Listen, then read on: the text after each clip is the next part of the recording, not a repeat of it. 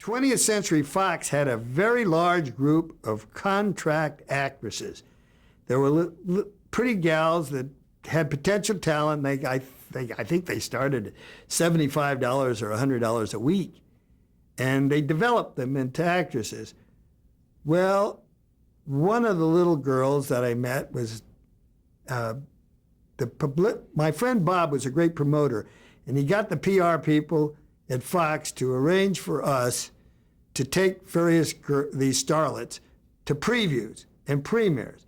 So we'd get dressed up in a suit and tie, and we'd have what was like a limo, but not the big stretches you have now, but they called it a limo. And they'd pay for the cars, and we'd take these girls to dinner or after dinner and the premiere.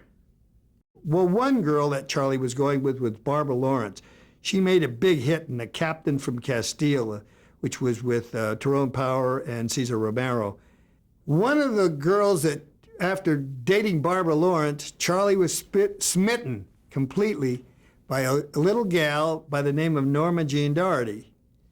And Charlie had a tragic problem of alcohol, and I did contribute to his early demise, really young. It was a shame. His brother Sidney is a year or two younger than me and is still around and had quite a long stage career.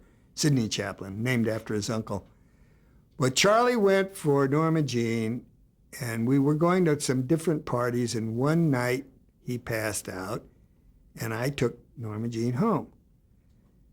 It was only a matter of time. She was living at that point in what the Hollywood Studio Club is, where the proper young ladies lived that were trying to make it in Hollywood.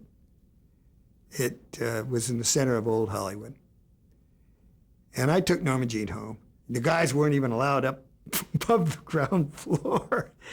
Anyway, what we'll call a lap dissolve in time, I'm working as an assistant editor on the Lucky Strike Showtime, and I said, you know, Stanley, I know a gal that you might like for the necklace.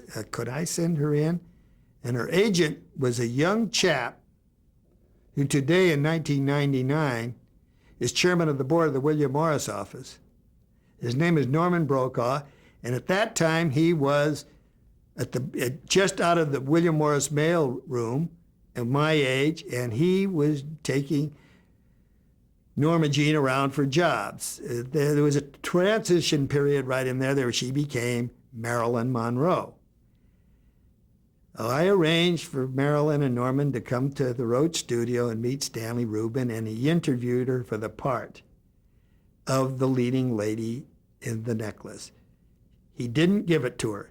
He gave it to a lady by the name of Eva Gabor, who later worked in Paul Henning's Eddie Albert Green Acres, and she just passed away, I think, a year ago. And Eva Gabor got the part, and he didn't give it to Marilyn Monroe. But another lap dissolved to a few years later. Stanley Rubin became a big producer at 20th Century Fox. He's making a picture starring Robert Mitchum called The River of No Return, and the leading lady was Marilyn Monroe.